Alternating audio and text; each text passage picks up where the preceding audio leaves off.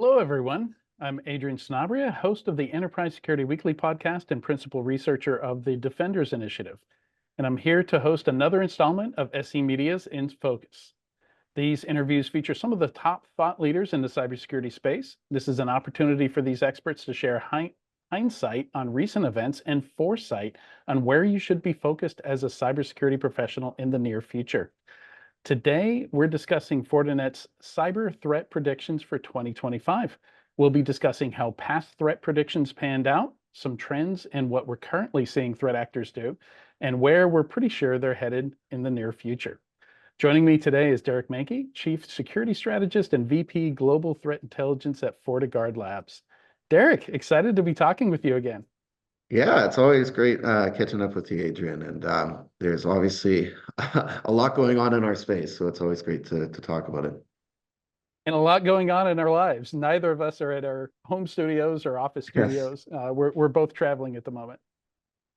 it's busy. So I really enjoyed this piece and just want to emphasize up front that people go check it out because we're not going to be able to cover everything that's in there or even everything that I wanted to cover. Um, but starting off, the tone is kind of set with the fact that we're seeing attacks from adversaries get bigger, bolder, and better. Something's bugging me a little bit, though. I wanted to get your feeling, Derek, on, I hear some people say adversaries are using AI a lot, and then I'm hearing a lot of people say, no, it's more niche. Yeah, there's that BEC case where they faked the video of, for those folks in Hong Kong, and they got away with 20, 25 million or something like that. What's the true situation here? How much do you see adversaries actually using things like generative AI in like a meaningful way? Yeah, so the meaningful way, of course, is the important part here. Just like AI has been sitting at the top of the Gartner hype cycle, the talk about weaponization of AI has also been much hyped up, I would say. The good news is that the reality, what we're seeing is limited use of it. If you look at the kill chain, most of it is being spent on the left, right? So I'm talking about the social engineering reconnaissance. It's not being put into the middle part. So in other words, Mhm. penetration of systems through like fuzzing and exploitation. It's not being put into novel malware payload creation, right? Um, and yes, we have some instances that we've seen on deep fakes, but the reality is like video-based deep fakes is not what most organizations should be super concerned about. Yeah, we do see them and it's coming. We can talk about that in the predictions, but the relevant use is really just being used as a tool. So these LLMs are being used and abused when they can to just simply speed up their operational cycles, right? So they're just like any business, we always have to look at what they're doing on their nefarious business. And it's, yeah, exactly reducing those op cycles to be able to send more creative phishing kits. And we've seen that. The biggest impact, Adrian, would be the regionalized language models. That is definitely giving Mm. attackers an advantage because they no longer have to go and translate all this to their target market. They can do it on the fly, and it becomes much more convincing without the grammar typos, right? Yeah. And do we have some sense, are they just using commercial services? Obviously, for the translation, probably nothing's going to stop them from using that, like a chat GPT or something like that. But I've heard of attackers maybe having access to LLMs that have the safeties removed and things like that. So do you have a sense for whether adversaries have their own clandestine LLMs in play? It's definitely a hybrid approach. And so we don't have direct evidence in like custom models that they've built. But this is also something I think that, um, you know, looking forward to 2025, I think we are going to see commercialization of that, right? So these custom built models that have been trained with transformers that are able to be sold on the dark web, as an example, right? So that's something I think looking ahead we can absolutely expect. But again, it's a good news situation where we haven't seen it. We monitor the darknet every day, right? We have seen again, more convincing spearfish emails. We've seen them, more active from cyber criminals as well too. And if you remember the OpenAI report, that was direct from an LLM engine that was talking about new abuse methods. And so Yeah. that was something we talked about in the predictions last year that actually happened this year. And there's direct, abuse techniques now, new techniques that are being created. So I talked about the spear phishing. There's also some I wouldn't call it malware payload, but script creation. Again, those sorts of things that sort of Yeah. tie the glue together to these cybercrime operations. Yeah, for sure. Yeah, in the report, for those listening, there's some great examples, kind of exploring how attackers can and are using generative AI, some of which hadn't even occurred to me. So, worth checking that out. Another one of my big concerns is that you're observing attackers evading new safeguards very quickly. So I'm always kind of wary of this. 1 day of attacker time equals weeks or a month of defender time, if not years in some cases, right? So Yeah. that kind of imbalance in terms of how quickly they get around our defenses and how long it takes us to come up with new defenses. So maybe talk about that a little bit. Yeah, this is the arms race, and it's happening faster and faster, right? So I really do believe that we as I know the defenders and the blue team always has the tougher job. There's no question about that. But with the right tools and technology, specifically with artificial intelligence, not just LLMs, but real built machine learning models that we've built in the industry, we can be quicker. So that cost model is really inverted when you use the right tools. If you're just throwing headcount at it and trying to have more and more analysts in your SOC to respond to these things, then yes, absolutely. That's the dwell time we see 21 plus days on average for these threats. So that's the good news, but it's going to be pivotal moving into 2025. The average attack window is just sitting under 5 days, right? So that's the time to exploit for attackers to capitalize on this. Even in our fastest, we do cyber range and purple teaming and breach and attack simulation. And even in our fastest simulations of these attacks, we're talking 20 plus minutes to fully execute that whole attack chain. The defense can be under 5 minutes, under 3 minutes, in fact, right, with the right Mhm. tools in place. But again, it's been slow to implement. I think a lot of organizations are just catching up now to have those, security operations, spun up and the right tools in place. So another thing that you call out in here is proactive threat hunting. I wonder if you maybe have some tips. You were talking about breach and attack simulation, your cyber range. Where should people go to get some inspiration for good proactive threat hunting? What should they be? Where should they be drawing those scenarios from, or getting those ideas on what to look for? Again, so on the threat hunt, you need visibility. So this is the world of threat intelligence. So there's things like sandboxes, open source ones that you can use. There's a lot of open source tools and technologies. But then again, going back to security operations, if we look at uh,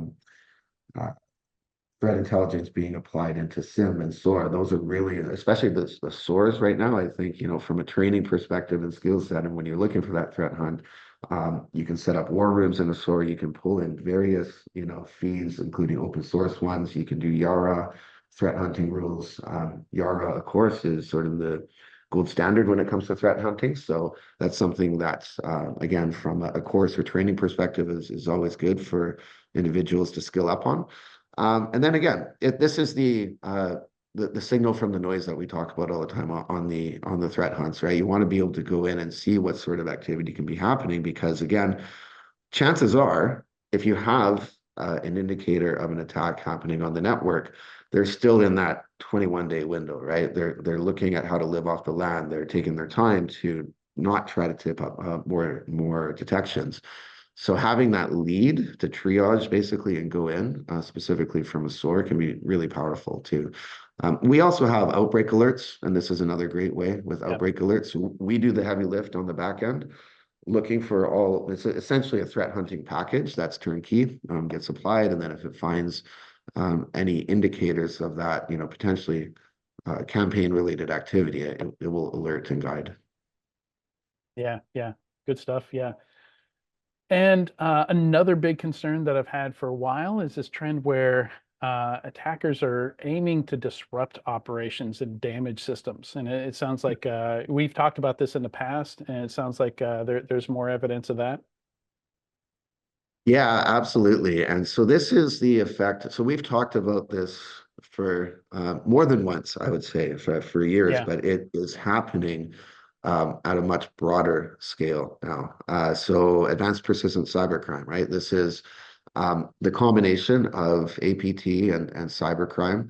This year, we saw more activity in APTs, 38 out of 143 groups. We saw more TTPs being used. So you go back to the evasion, things like RIM resource and remote application domain injection, which is a technique to basically turn any Microsoft.NET application into a living off the land binary. So it's stealth factors, again, trying not to be tripped up on systems. That's how they're weaponizing it. But then the targets, again, are going after services itself, critical infrastructure. We've seen it with hospitals. We've seen uh, even physical violence threats now, coming from attackers. And we've seen shared infrastructure, right? More of these APT groups that are also being financially motivated and leveraging cyber criminals, these well-established cybercrime networks, as the workhorse, right? Because they have the infrastructure already in place.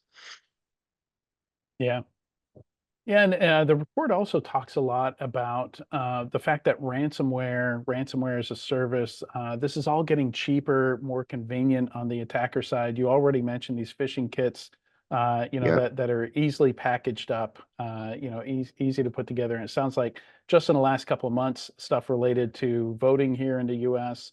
We've seen new domains stood up and phishing kits being used. So maybe talk about what's going on there. Like, I presume that's just going to keep accelerating.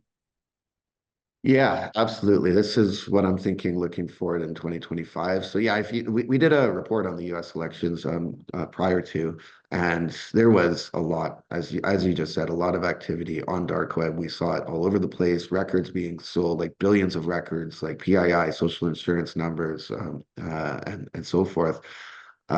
Also, credentials to businesses.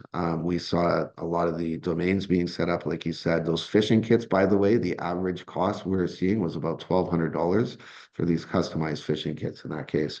Now, cybercrime is all about monetization, right? So in the dark web forums now, what we're seeing is more services, CAAS, or crime as a service being offered. The traditional ones in the past are becoming a little bit it's shifting, right? So things in the past would be like mass mailing. And again, mass mailing is not to intelligence, right? That's now shifting to the AI abused LLMs because it's much more intelligent.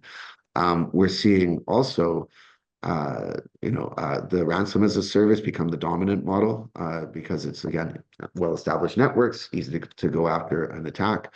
And those services are now are backed by people that are negotiating and going after the critical services that they want to disrupt. Their playbook has expanded that way, which is concerning. And I think we're going to see more services. That's the big thing in 2025. So we've seen this evolution from like DDoS as a service and the phishing as a service to ransom as a service. New models are going to be coming out, I think, specifically reconnaissance. So that attack chain, initial access brokers, that was another big model that's come up this year. So just focusing on penetrating a system and selling access to that system, about half a Bitcoin on average. And again, reconnaissance services for those custom phishing models and local languages, targets are going after. I think we're going to see as well too some of these new services that are focusing on just certain aspects of that kill chain. And as always on these, I like to end on a high note, with kind of a message of hope here. There's a ton of good resources, external resources in the report, aside from all the good stuff in the report itself, which folks should check out.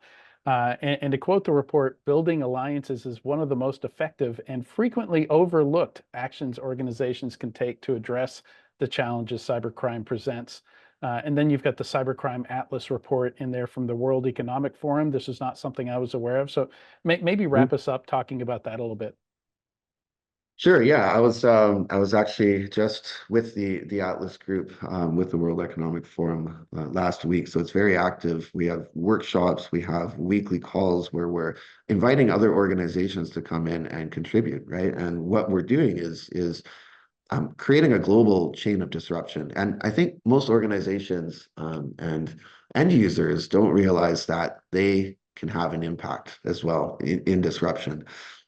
It's an ecosystem. You have on one side prosecutors and law enforcement. That's part of the ecosystem. You have the private sector, security vendors like ourselves, making networks more resilient. And then you have all the strategies for the end users that also need to do all the things that we talk about all the time, patch management, all those different things, right? So Atlas is really impactful because it's been over 2 years now since we've had the initiative. Fortinet was a founding partner. And we did 7 intelligence packages to law enforcement this year, 10,000 human vetted actionable data points as well. There's an impact report that was released also from Cybercrime Atlas, so I'd also recommend viewers to check in on that. But it's the good news because we're seeing that we can actually get together and start to create more friction and disrupt the adversary, so we're not always in a fear of losing this arms race. And with that, we've been talking to Derek Manky from FortiGuard Labs. Derek, thank you for being in focus with us today. Thanks, Adrian.